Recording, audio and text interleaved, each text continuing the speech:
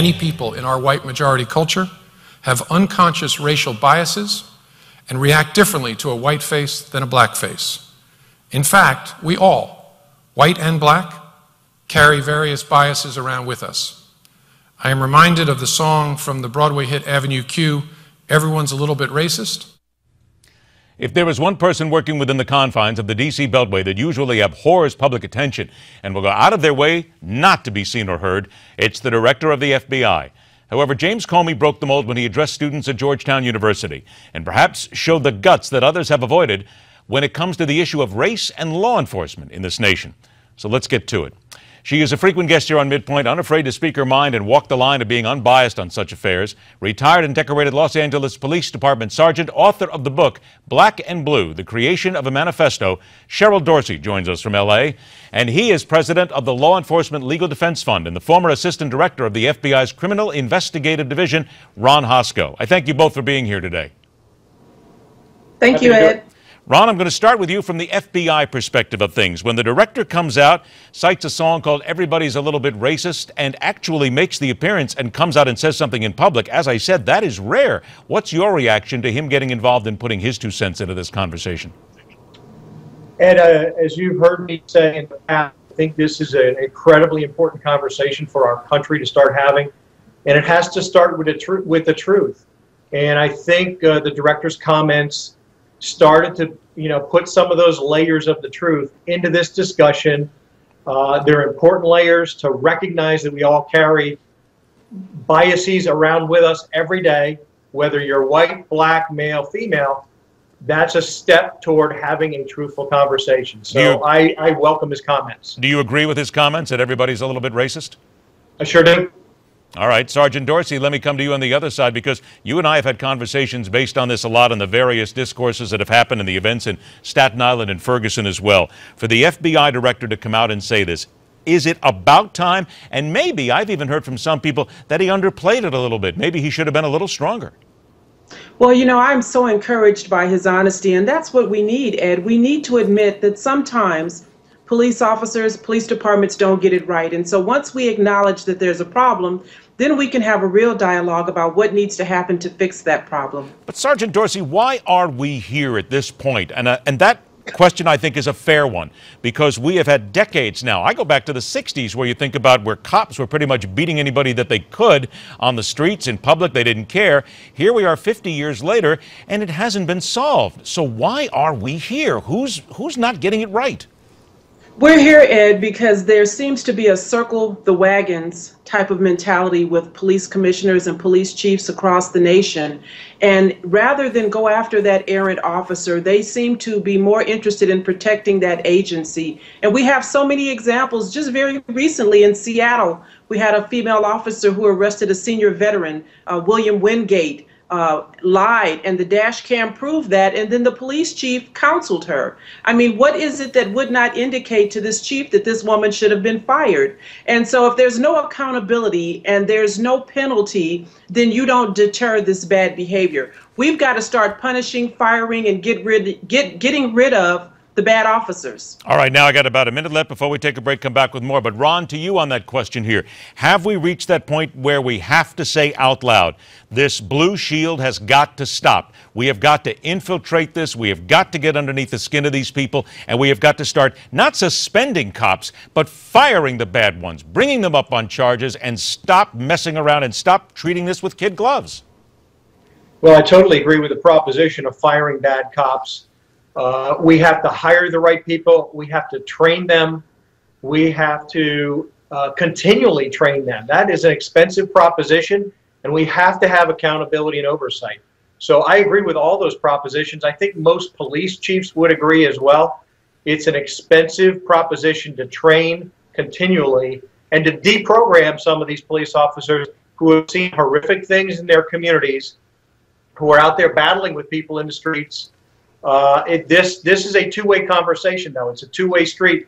We cannot be in a position where we're hollering at each other across the street and hollering past each other. All right, now, you just brought something up here because I have talked about this with Sergeant Dorsey, you as well, and others, that this has got to be a two-way conversation, but we need to bring the citizens into this as well. I'm going to ask you both to please hold on a moment. We're going to take a break, come back, and we are going to go to the other side of the issue. That's you. That's me. It's the people in the street. Those who claim they're targeted only because of race, and those who say every cop wants nothing more than to bust them and make it stick.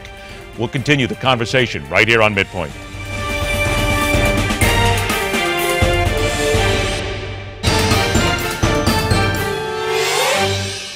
Let's get back to work with former LAPD Sgt. Cheryl Dorsey and former Assistant Director of the FBI's Criminal Investigative Division, Ron Hosko. Sergeant Dorsey, how do we pierce this blue veil at this point? How do we actually get inside and make sure that we are not being fed another load of bovine excrement from these individuals as they continue to try and cover up their tracks? Well, I think there needs to be a level of responsibility placed on the mid-level supervisors. You know, as a sergeant of police, I was responsible for monitoring the activities of my officers in patrol. And if you do that and you're diligent and you see something that doesn't quite make sense and you question that, maybe we'll get ahead of some of these arrests that shouldn't be occurring, some of the uses of force that are in progress. You know, you put a stop to it when you see someone getting a little heavy-handed. There has to be a serious level of accountability at all levels, the police officers, the supervisors, and command staff. Ron, would you agree with that? And is there any place else we need to go in order to start this? What really has to be at this point, I think, a national investigation, and it has to be a national desire to do this.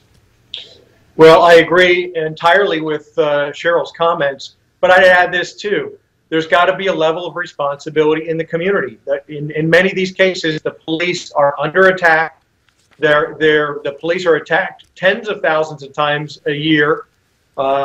Dozens are killed during the course of the year. And so this involves community responsibility as well. We need community leadership to step up as much as we need police leadership to police within their ranks and hold people to account. Sergeant Dorsey, to that point, Quanell X is the leader of the Houston area Black Panther Party, and he took a training course with the Missouri City Police Department. After this, he was urging compliance amongst the people interacting with police. Quickly now, hear his comments. Brothers and sisters, if they tell you to do something, do it. Sit down! When the suspect started being combative or argumentative, I want to pull my gun. Sergeant Dorsey, isn't that where this has to start? We still have to make sure that the citizenry understands. Don't do something stupid. Don't put your face in front of the cops. Don't challenge them. And I think that right there, you're getting a community leader that's finally standing up and saying something because he was there. You know, I so agree with this, and I promote this whenever I speak, and I always say holding court curbside is not the time to question an officer's authority, because as a citizen, you will lose each and every time. And so the best thing you can do is be a good witness for yourself, be a good advocate for yourself. You go along, and if you feel like you're being treated in a way that's inappropriate, you make a mental note of that officer's name, and then you create a paper trail and you write a letter of complaint to everyone up and down his chain of command. That's the way that you go after behavior that's inappropriate. You don't challenge an officer's authority. How do we get that through to people, though, Sergeant? Because you and I both know, Ron knows this as well, anybody in law enforcement knows, this has been said over and over again. There continues to be this arrogance towards law enforcement and this macho attitude that a lot of people have that, tough, you're a cop, but I'm still going to stand up to you. So how do we get to it and how do we stop it?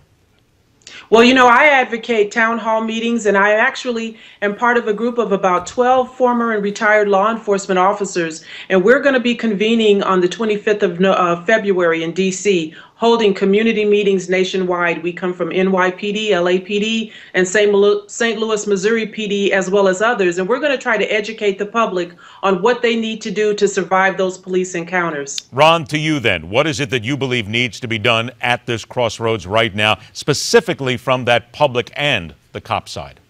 Well, I totally agree with this notion of community meetings and community engagement. We need people of stature and Joe public from the community coming in, talking to police face to face, not talking past each other, and have an engagement so we understand each other's perspectives. I think these simulation efforts, and we're doing it here in my current organization, are going to go a good way to advancing this discussion. But you know who has to be in those meetings too? It's not just the preachers and the folks in the community who are going to church on Sunday morning.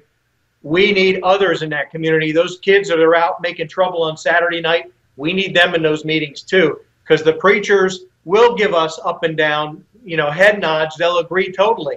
We got to get to the rest of the community too. 30 seconds left, Sergeant Dorsey. Parents, educators, people who speak to the kids, aren't they the ones that we've got to get involved? Because too often they sit on the sidelines.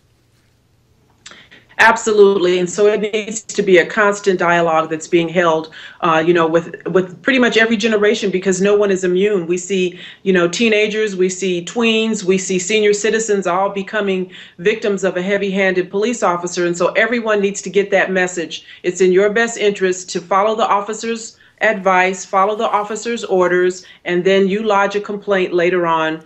You'll survive that police encounter. James Comey said we are at a crossroads, and we are indeed, but it is a crossroads that everybody has to navigate, both sides, in order to make it work. Sergeant Dorsey, it's always a pleasure to see you. Look forward to the next time. Ron Hosko, I thank you so much for being here. Same thing. Look forward to having you both on the show again. Thank you, Ed. Thanks. Take care, everybody. They are much more than a toy. They're being used to peep into private windows, maybe even weapons. We'll talk about drones here on MidPoint.